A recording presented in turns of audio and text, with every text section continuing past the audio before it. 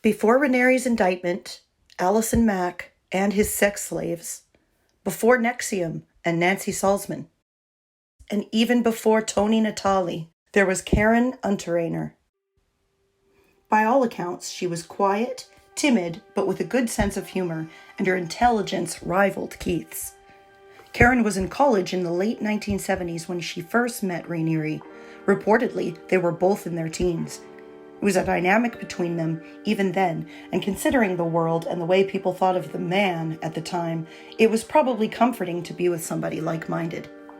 She believed something changed in Ranieri when his mom died, that transformed him from being a perceptive person into a true psychopath. She believed they were a monogamous couple, living at number 3 Flintlock Lane in Clifton, New York.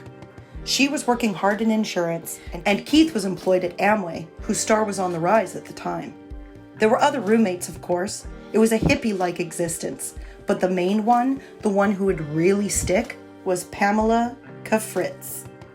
Now, Pamela Ann Cafritz was the daughter of Buffy and William Cafritz, prestigious socialites based in the Washington, D.C. area. She had first met Ranieri in the 80s, somewhere on a ski hill, and they must have hit it off because she would never leave his side again. Pamela became not only his roommate and business associate, but also his confidant, and someone who would go to any lengths to make him happy. Karen might have suspected them, Keith saying Pam was only a friend, even trying to convince Karen that she was a lesbian. She ultimately learned that Pam and Keith were having sex by reading Pam's diary. This while Keith was seducing Heidi's little sister Gina. Karen has said that she, quote, believed that Keith, despite his philandering, was a sincere man who was truly interested in the welfare of society and was a rare genius who had the ability, with the right help, to improve society, unquote. For most of the decade, Pam lived with Keith and Karen in the Albany, New York home, and both women were actively involved in the Consumers Byline days. Another woman who would show up around this time was named Kristen Keefe, but it was in a professional capacity only, allegedly. When Tony Natali came along, she said Pam was warm, inviting, and embracing. Pamela said to Keith, "Is she family?" And Keith looked at Tony and said, "Yes, she is family." But for Karen, well, when Tony came along, she had truly been dethroned. Tony became Keith's official girlfriend when she moved to Albany with her son, but Karen still felt bound to him irrevocably, body and soul. Karen even signed consent agreements with the prosecutors for her role in Consumers Byline Inc.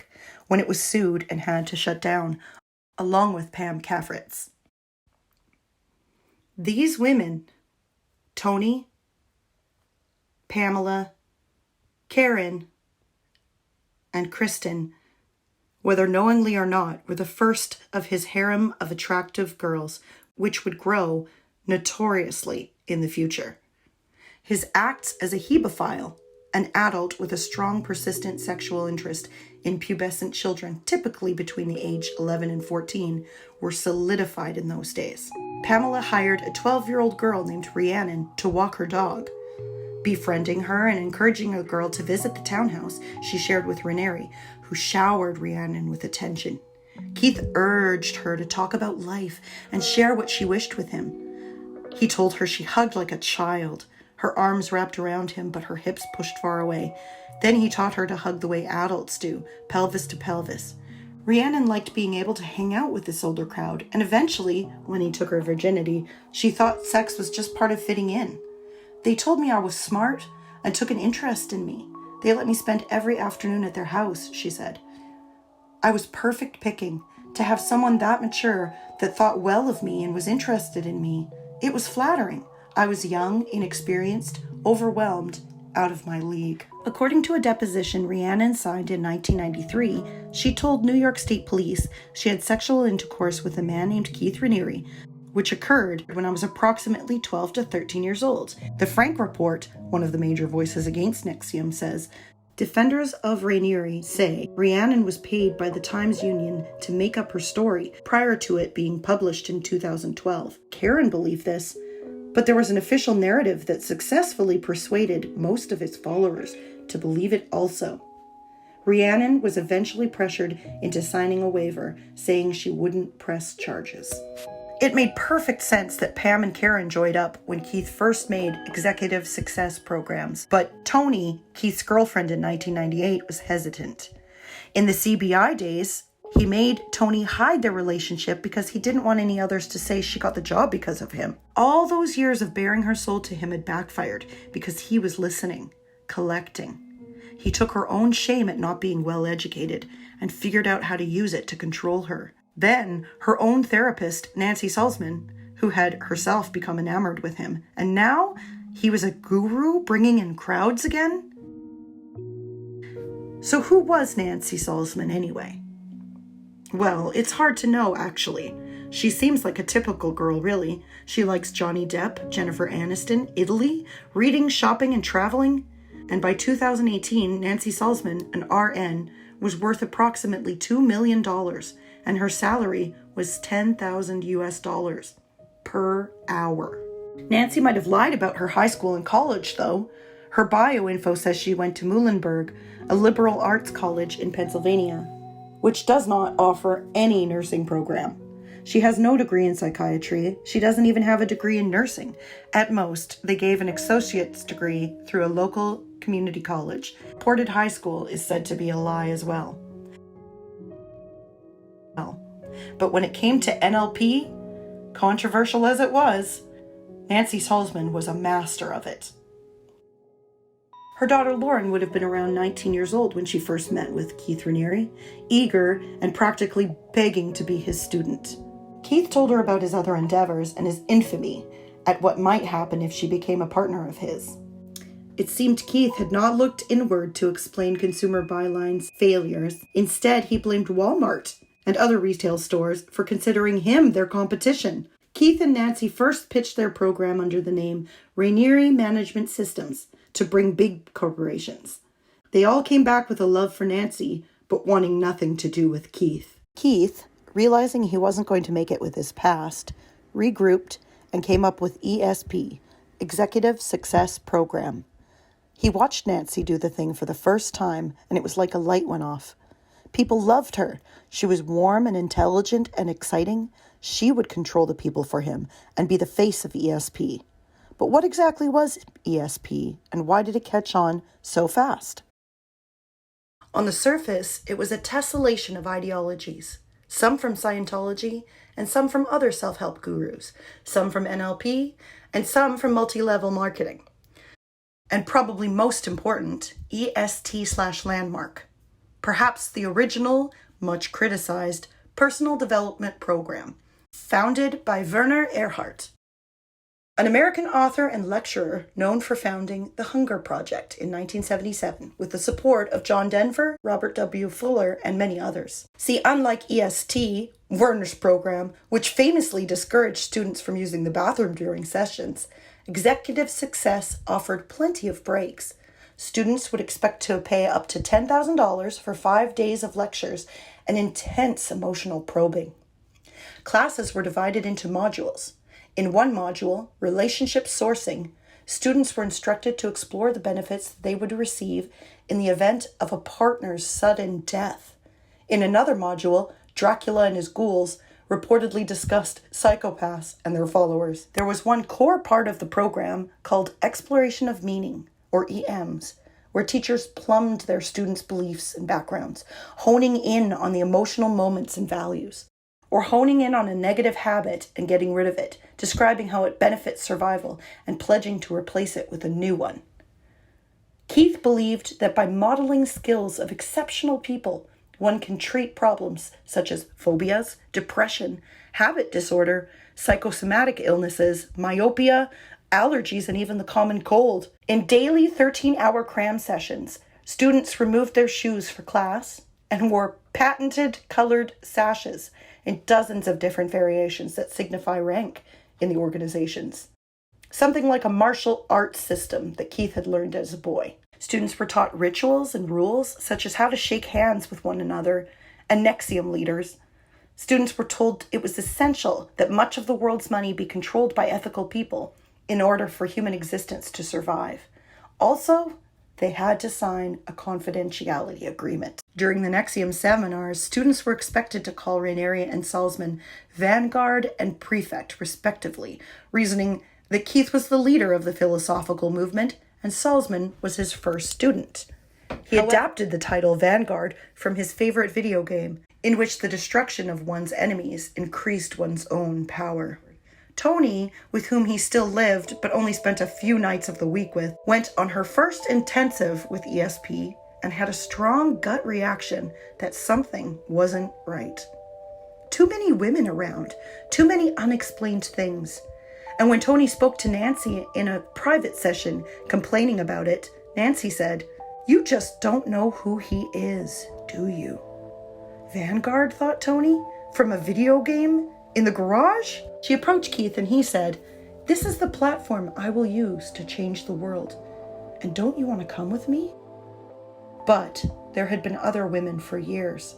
Pamela, Karen, Kristen Keefe. Enough was enough, and a break was imminent. When a bitter battle ensued in the U.S. bankruptcy court in Albany, Raniere sided with Salzman and Natalie moved away. His last words to Tony were, "I'll see you dead or in jail."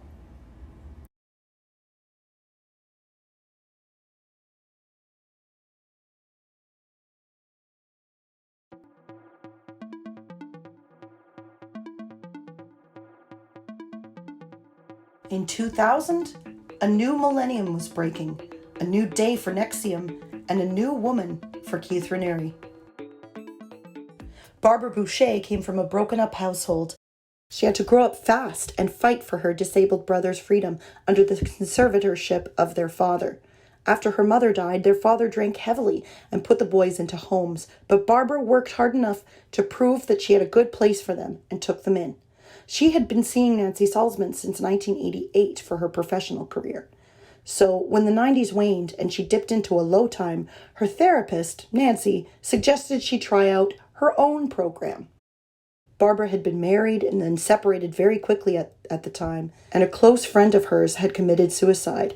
So in 2000, when she began taking ESP courses and she met Keith Raniere for the first time, she thought him brilliant, honest, noble, and highly evolved.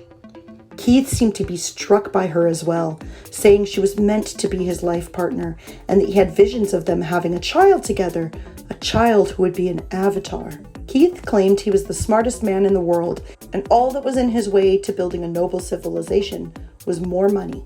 He said he figured out how to make 100 times any given investment through extraordinary mathematical calculations and by investing in the commodities market. A charmed Barbara, who had about 1.5 million saved, lent them to Keith. He miscalculated and lost the entire sum, or so he claimed. Investments in the commodities market were failing to pan out, he told Barbara, because her emotional reaction to losing money was influencing the universal forces and affecting him on an actively spiritual level.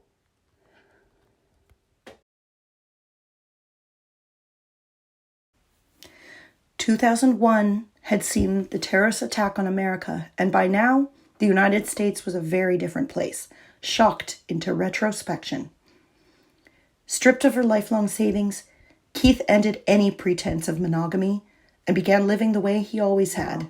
And those adoring women she thought were her friends, Pam Cafritz, Kristen Keefe, and Lauren Salzman, Nancy's own daughter, were all having sex with her boyfriend and even recruiting new women for him.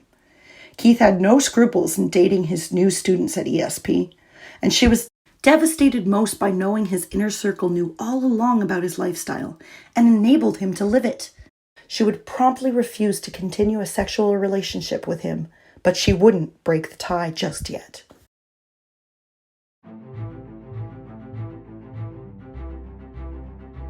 It was in those early 2000s that something unprecedented happened to Keith Raniere.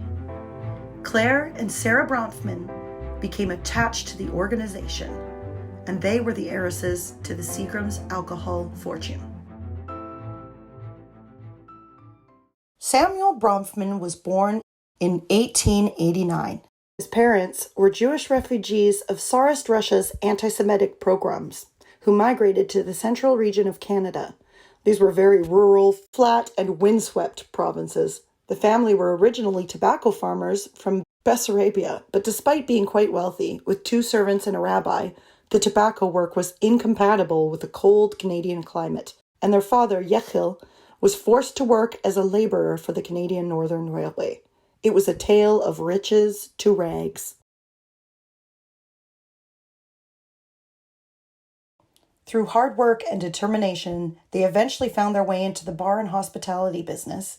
Then, in 1903, the family bought their own hotel, but their son Samuel had set up shop as a liquor distributor, finding that seemed to be where the profits were made.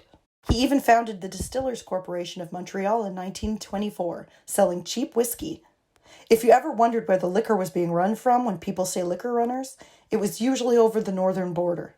The corporation served Boston, New York, and Chicago, some of the cities hardest hit by crime. They did all of this while operating from the perimeters of Montreal, Quebec, where alcohol production was legal. Samuel renamed the company Seagram Company Limited, which became an international distributor of alcoholic beverages and diversified conglomerate, which includes an entertainment branch, the oil business, and all sorts of other things. It is said that the Bronfman family is perhaps the largest single force in the Jewish charitable world. Edgar Bronfman Sr. met Rita Webb, the daughter of an English pub owner from Essex, England, in Marbella, Spain. When they married, she changed her name legally to Georgiana Bronfman. She gave birth to Sarah the following year, and then Claire 2.5 years later.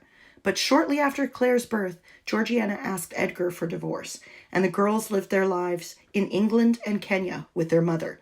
Of course, they did visit their father at one of his many homes. Sarah had described herself, prior to discovering NXIVM, as dilettantish, a person who cultivates an area of interest, such as the arts, without real commitment or knowledge. Sarah started taking classes at the end of 2002 after her marriage fell apart. She was living in Belgium and heard about a class from a family friend. She marveled at how much Rainieri was able to teach her. According to another family friend, she was desperately looking for some purpose in her life, and she found it at NXIVM. After her introduction, Sarah urged her sister Claire, then 23, to become involved. Claire was then committed to her career as a competitive jumper, horse trainer, and an owner at the Slate River Farm. She was described as being a bit withdrawn, and certainly the type to stay inside and read while everyone else goes out. Sarah and Claire soon became committed followers and financial backers of both NXIVM and its leader, Keith Rainieri, and relocated to upstate New York to work as trainers for the organization. Keith had just bagged NXIVM's largest financial contributors.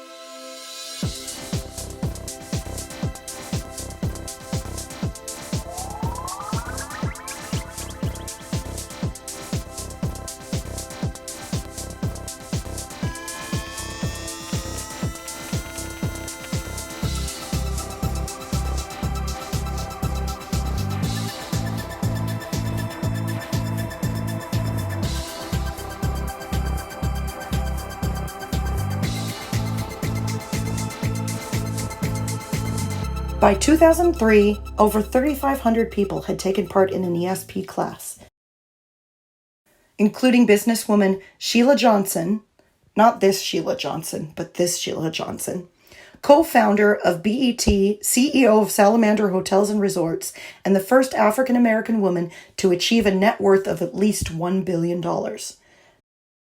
Then there was former Surgeon General Antonio Novello, 14th Surgeon General of the United States. She served from 1990 to 1993. Enron executive Stephen Cooper, who states he never paid for anything, also attended a class, and Ana Cristina Fox, daughter of former President Vicente Fox. In fact, Keith would sink his claws deep into the Mexican upper crust for decades to come. Other participants were purported to include Edgar Bronfman Sr., the son of Samuel Bronfman, and actress Linda Evans, most notably of Dynasty fame. Keith was confident this would not go the way of CBI. Indeed, with the Bronfmans, how could it?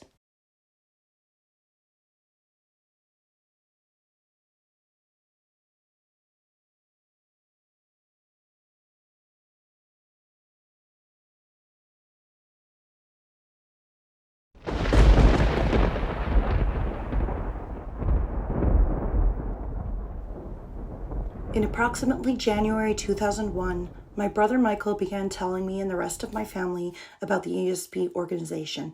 He described the group as fabulous. He told us the ESP's representatives were willing to have a private meeting for our entire family in New Jersey.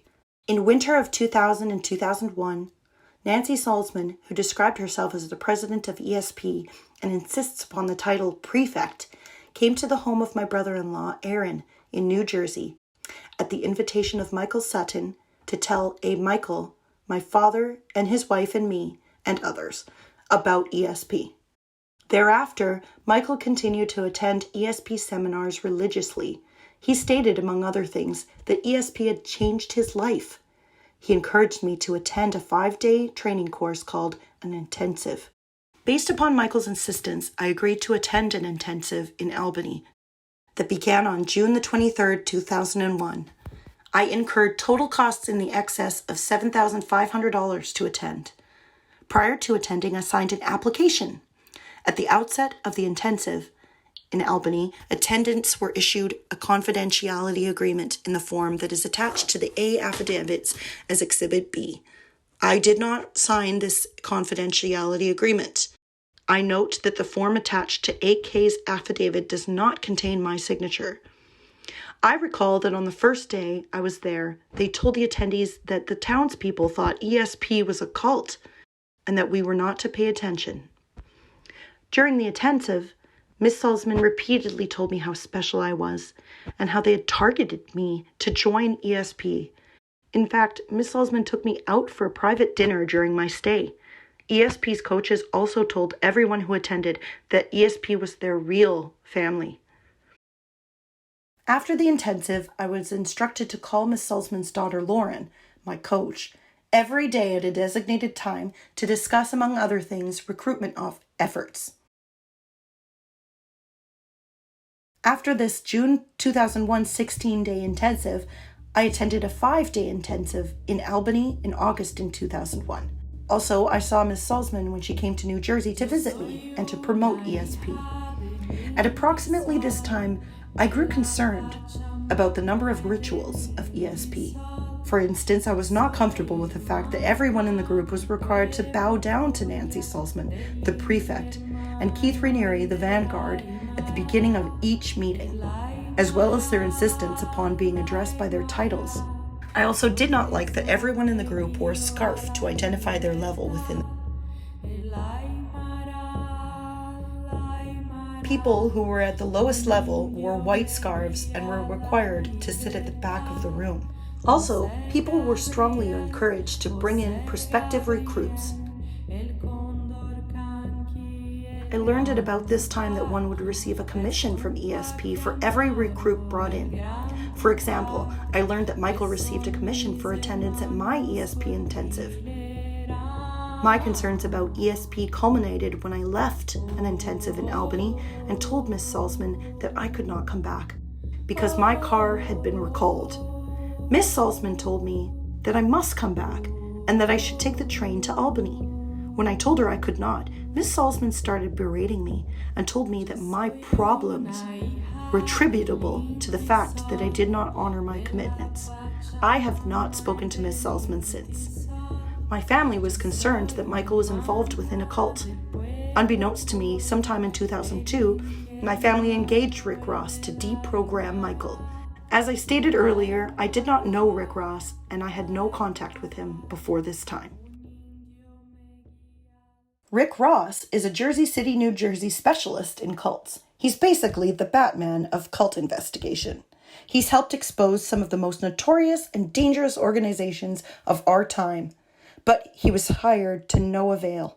He put information about the organization on his website, including a psychiatrist's assessment of NXIVM's secret manual, who called the regimen expensive brainwashing, and promptly was sued by Raniere and Salzman, who accused him of copyright violations. In September, an Albany federal judge denied the organization's initial request that Ross remove the information.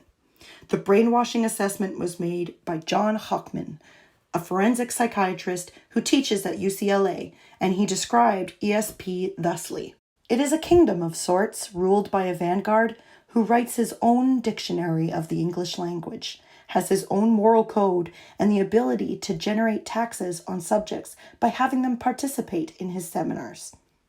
It is a kingdom with no physical borders, but with psychological borders, influencing how his subjects spend their time, socialize, and think." In the lawsuit, Raniere and Salzman made similar claims regarding alleged copyright violations against Hochman, as well as against Stephanie Franco, who they insist had signed a non-disclosure agreement not to divulge information from the manual. NXIVM filed these suits in both New York and New Jersey, but both were dismissed.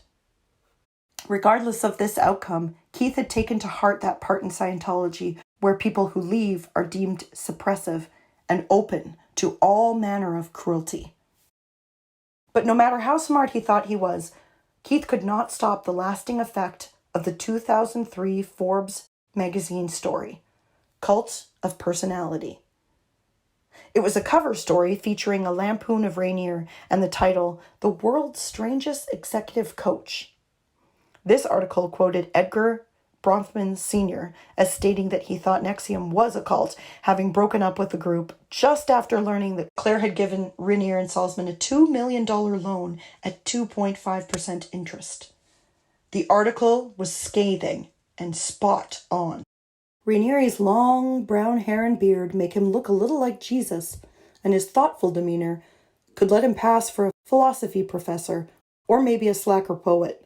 He has no driver's license, relying on friends for rides, and walking up to 12 miles per day. He says he has no bank account and that he forgoes any salary from the $4 million a year coaching program he created. "I consider everything payment for what I've done," he says. Though he co-owns a small house near Albany, New York, with a female friend, he spends most of his nights at one or another of 3 friends' homes. He claims not to own a bed. "I live," he says with a disarmingly warm smile, "a somewhat church mouse type existence."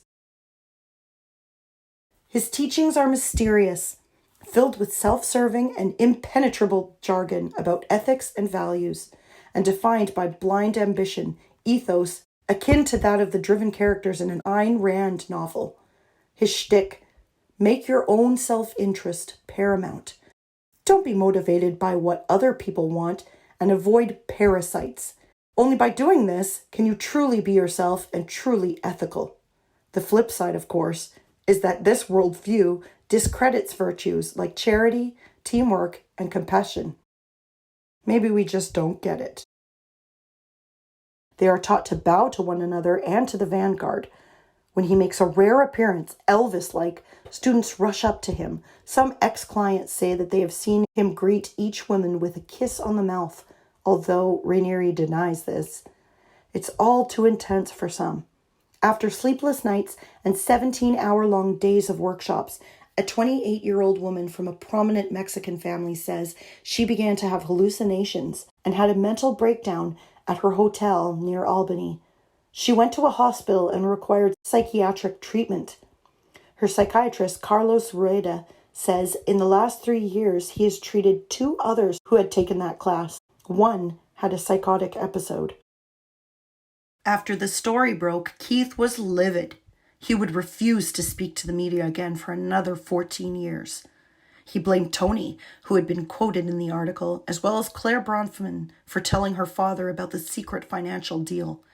It was their negativity that caused Forbes magazine to represent him in this way. The harassment had just begun for Tony.